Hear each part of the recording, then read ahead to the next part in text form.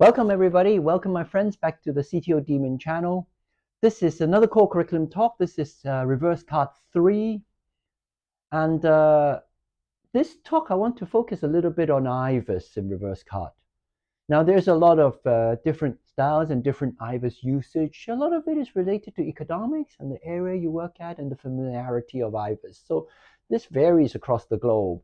And so it is not a talk that says you must use IVUS in every reverseCART you do, or you mustn't use IVUS. I'm not getting into that.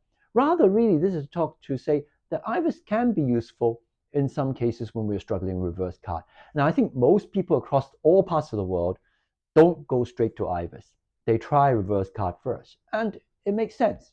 If both antegrade and retrograde are intimal in the plaque, then your connection is going to be very fast. You do an end balloon and it's going to take you seconds. So why do an IVUS?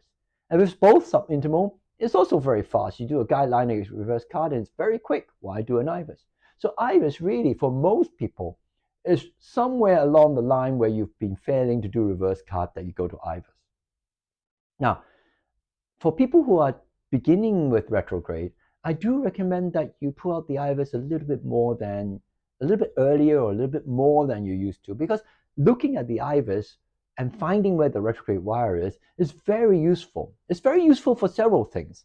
Well, one, it's very useful for us to learn how to look at wires that are not in the right space.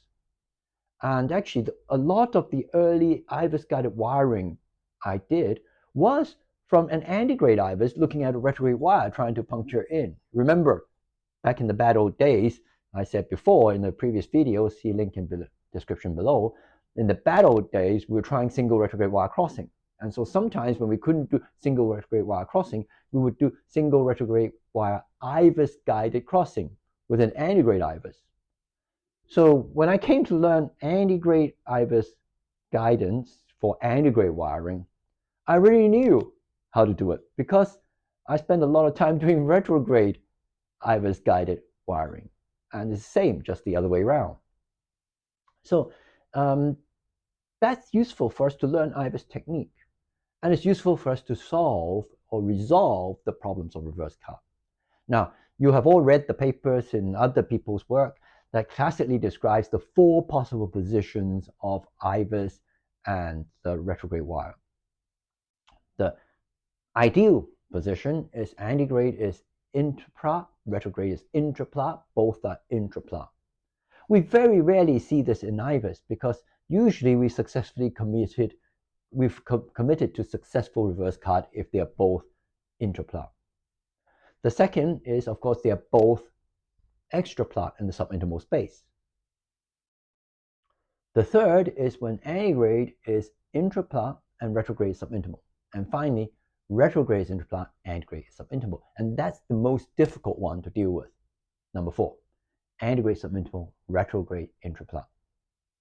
Now, by understanding these 4 different possibilities, it gives us solutions towards reverseCART.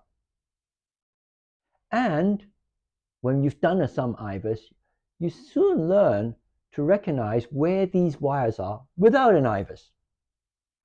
And then you can apply the solutions that you've learned from the IVUS to the cases. So in fact, my IVUS guided reverseCART had a period of increase and is now sort of on a period of decrease, because now I've learned where the wires are and I can kind of guess without an IVUS. And then I can use the solutions that the IVUS is going to suggest and still solve the problem. So this is where we should get to. We should get to the skill set of having done some IVUS guided reverseCART so that we know how to solve the problem. So solving the problem. Well, as I say, if both wires are intraplaque, it's easy and it's rarely a problem when we do reverseCART. It's very rare to get to the point and thinking, oh, I need an IVUS now, and you put an IVUS down and you realize both antegrade and retrograde are in the same intraplaque space. Now, the exception to this is in a very big vessel. If you're in a very big vessel, your antegrade and retrograde wires can be both in the intraplaque space, but far enough that it's very difficult to make a connection. The solution? A big antegrade balloon. That's the solution. okay? But that's rare. Now, if we are both in subintermal space, the connection is actually relatively easy because there's nothing in the subintermal space to block our retrograde wire. And the solution there is guide liner reverse cart. And so usually I'll put a guide liner down to the proximal part of subintermal space, and I will push the retrograde wire into the guide liner. I have two little tips for people who are doing this.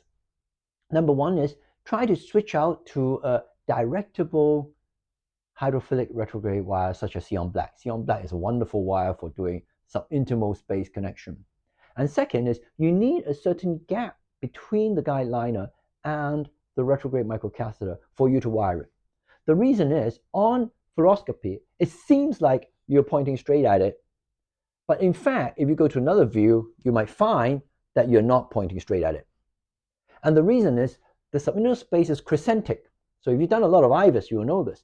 The subintermal space is crescentic. This is like a subintermal space if you look at it from top. So the guide liner may be here and the retrograde wire may be there. So you need to squiggle around that space to get in, which means you need distance because you can't squiggle around. Wires don't turn 90 degrees and go sideways. So you need distance. So very often, the way to succeed in subintermal space connection is to give some distance between the retrograde microcatheter tip and the guide liner mouth. So antegrade is in-plaque, retrograde is subintimal. This is solved with an antegrade balloon that's bigger. So you can crack the plaque into the subintimal space and a retrograde wire that can penetrate into it. So you're going to step up the retrograde penetration force. Okay, so very often this ends up with a Conquest 12 as a retrograde and a sort of 3540 balloon as the antegrade. The advantage of using IVUS is you can clearly see how big the vessel is and how big a balloon you can use. Finally, if antegrade is subintimal, retrograde is intraplaque. This is the most difficult connection.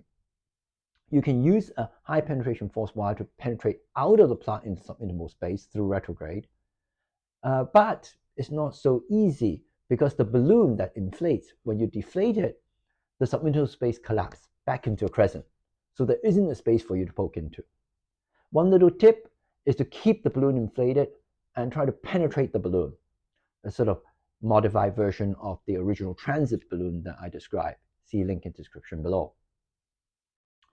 Another very nice solution is to pull back the retrograde wire and change in the wire that can knuckle and knuckle up. Because when you knuckle the retrograde wire, very often it goes back into subintimal space.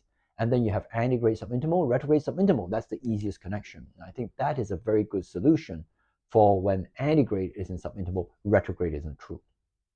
So I hope these principles are useful for you. Keep them in your mind as you're looking at the reverseCART. And I would encourage people to pull out the IVUS more. And as you pull out the IVUS more, you begin to realize these patterns and you begin to spot how the wire behaves and you begin to predict where the wire is, and then you can skip the IVUS and jump to the solution. So good luck with your reverseCART. I hope to see you next time. If you like the video, please press the like button. If you want to see the next video, the last of the reverseCART video, please subscribe. Bye-bye.